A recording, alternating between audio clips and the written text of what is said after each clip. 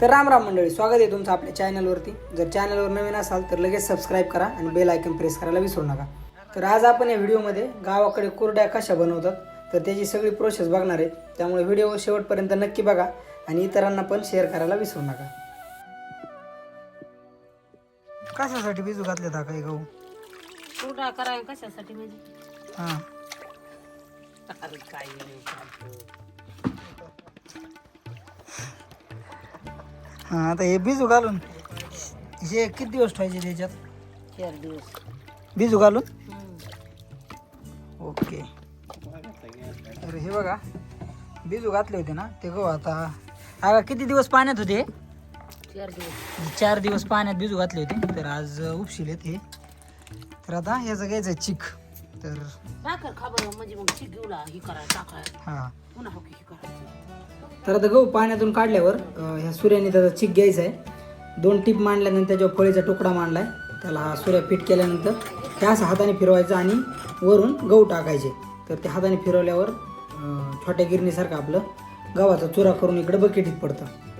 तर सगळा चुरा नंतर पाण्याने त्याने त्यातला चूर साईडला काढून चिक सगळा पाण्यात राहतो।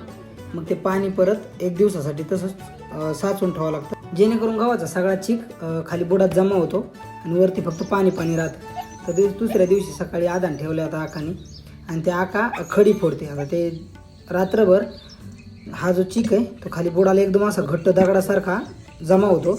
तर ते फोडायचं काम पण लई असं मेहनतीचं काम आहे। हे बघा आका फोडते, बसलंय बाबा।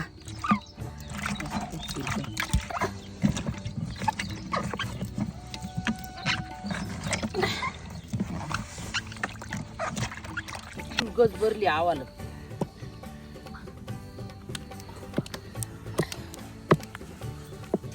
पाणी होतं गुलचं का ना बागा खाऊन बघ बरं ना, मीठ टाकाय गरम मध्ये।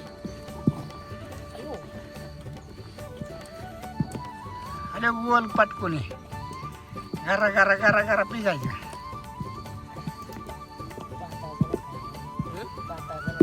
नाही आटर खाल्लं भान वरची वर हे करू नाही खाल नाही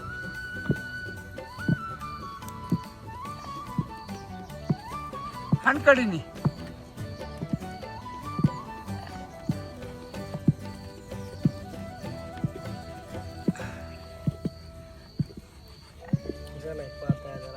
पाता जरा यार बागा पाणी काढून घ्यायला पाहिजे। आठरण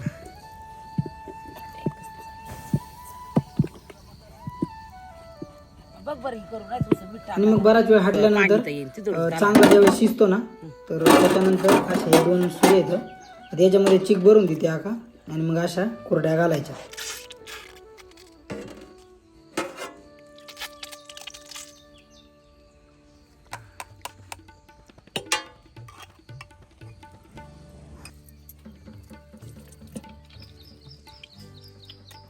खाना उलसा दुधात बागवत नको म्हणतोय मग थोडाच तिथे तुमच्या। तर फायनली आता सगळ्या कुरड्या घालायच्या झाल्या।